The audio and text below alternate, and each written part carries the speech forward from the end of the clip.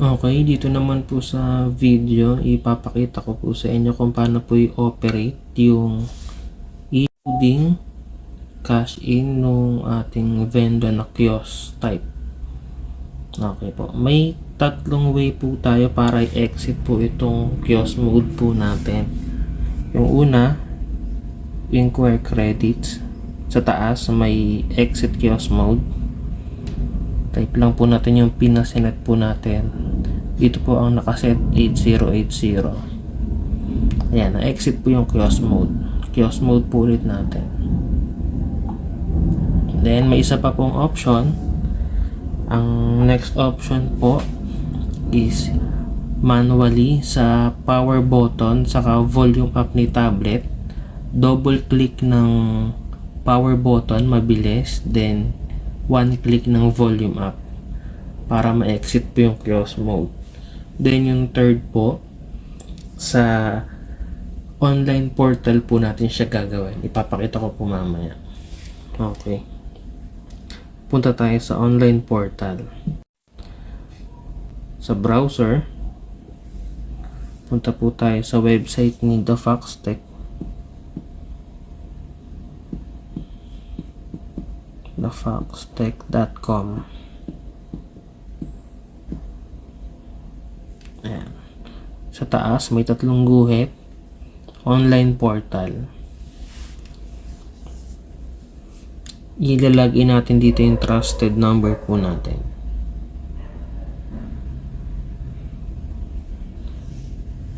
Ayan. In my case, password na po yung hinihingi niya, pero usually pagka unang login po natin OTP po muna, pero saan password na po, sign in lang po natin. Yan. Then dito po sa may licenses and e-loaders, yan po, pakita ko po muna paano exit po yung kiosk mode gamit po itong online portal. Punta po tayo dito sa e-loaders. Ayan. In case na may multiple po kayong machine, ganyan po yung lalabas. Since ito po yung machine, punta po tayo sa dulo, sa kanan. Click po natin tong tatlong dot sa may actions. Then send command. Input SMS command. Type po natin yung disable kiosk dash mode. Send command po natin. After natin send command, may lalabas po sa screen. Send command. Ayan. Punta tayo sa screen.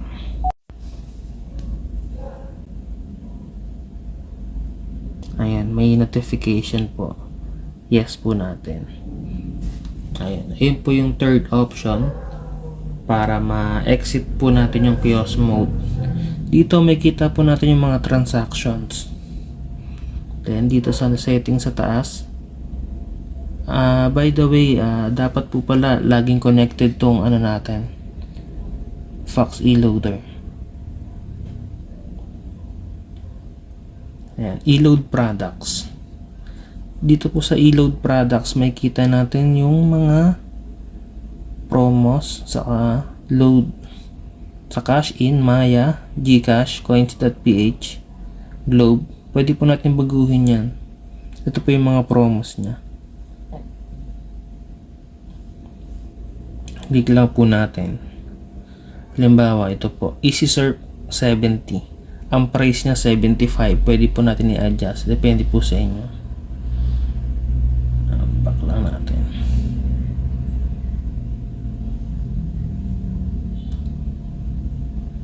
Back natin. Sa Gcash, minimum po 100. Then maximum 5,000.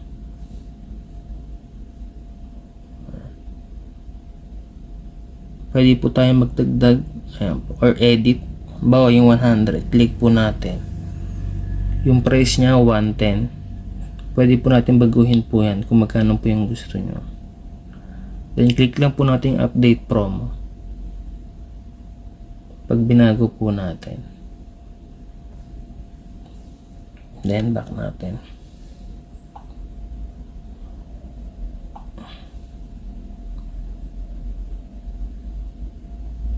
Connection settings, paliwanag ko lang po. Yung SMS, yung po yung connection type po natin, gagana po si Vendo through SMS. Kailangan po may load yung SIM card na nasa tablet para po siya mag-transact. Yung next po natin, tong SMS short code. Ito po kahit wala pong load si SIM, magta-transact po siya sa system. Hindi po mababawasan yung load po natin. Then ito po yung next, yung internet. Magta-transact po si system or gagana po siya using internet. Pero kailangan po connected po si tablet sa Wi-Fi. Ito po yung usually ginagamit po natin. Kahit wala pong Wi-Fi, gagana po si e-loading sa kasi cash in. Pwede po siyang offline. Then, set trusted number in case magpapalit po kayo ng trusted number.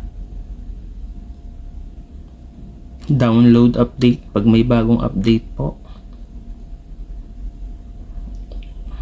Okay. Kiosk mode. Then, punta naman po tayo sa admin po ni The Fox. Tuturo ko po sa inyo kung paano po mag top up or replenish ng load wallet. Ito po. Punta tayo sa dashboard. May kita po natin dito yung load wallet po natin, eCash wallet, saka Peso wallet. Yung load wallet, dyan po bumabawas yung mga load po sa machine. Sa eCash wallet naman po yung mga transaction natin sa cash in. Peso wallet, in case na meron po kayong mga bonuses or rewards galing kay The Fox, dyan po papasok po yun. Yan. Then dito sa baba, may kita po natin yung mga providers ni The Fox, yung mga online. Yan. Ito po, coins.ph offline po siya.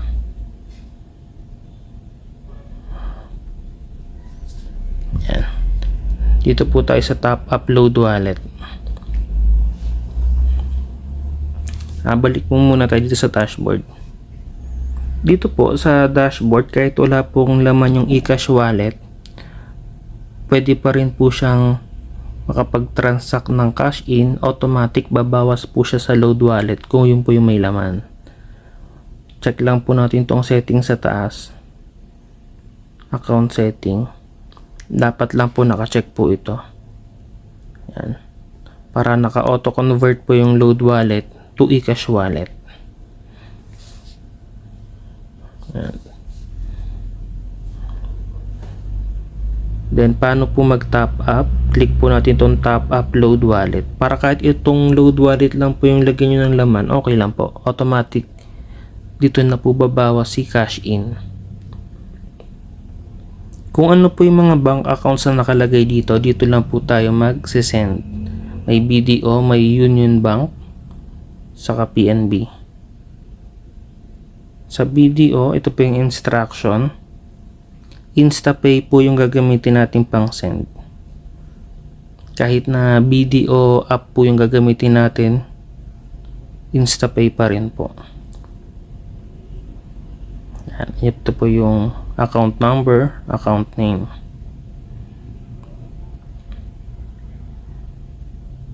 Ito po next instruction, upload receipt. Yung screenshot po nung after natin mag-send. Dito po natin siya i-attach. Pakita ko lang po kung paano. Halimbawa lang. Open po natin yung video na application. Kung meron po tayong video, login po natin.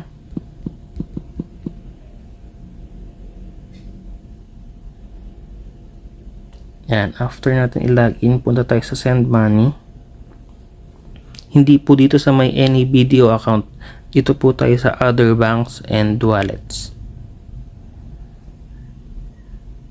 Send to. Hanapin po natin yung BDO. Ito, BDO Network Bank via InstaPay. Yan po. Then account number, balik po tayo dun sa online portal. Copy po natin yung account number. Click lang natin. Yan. Balik tayo dito. Paste lang po natin. Then account name.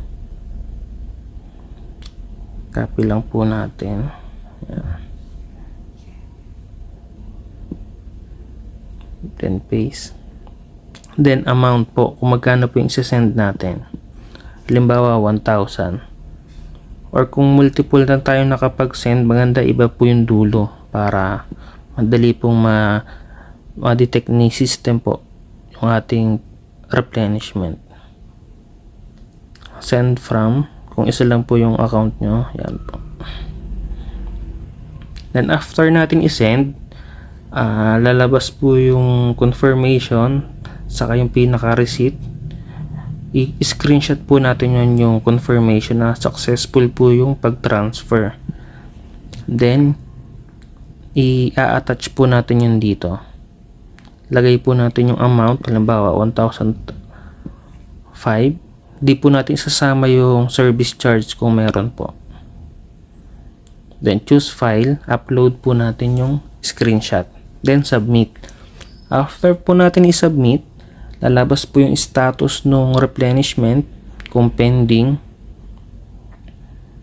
Then once na successful na po siya, makaka-receive din po tayo ng notification via text na pumasok na po. Meron po kasi tayong schedule ng pagpasok ng replenishment. Punta po tayo sa Facebook po ni The Fox e-loading. Sa cover photos po nila, nakalagay po dito yung schedule ng replenishment. Monday to Saturday po. Ayan po. Pag Sunday, wala pong replenishment. Kaya mas maganda po before Friday or Friday, nakapag-replenish na po tayo. Then, ang tech support po nilang schedule is Monday to Friday lang po. Ayan. Then, maganda, nakafollow po tayo dito sa page po nila para makita po natin yung mga announcement tulad po niyan. Yan, mga announcement.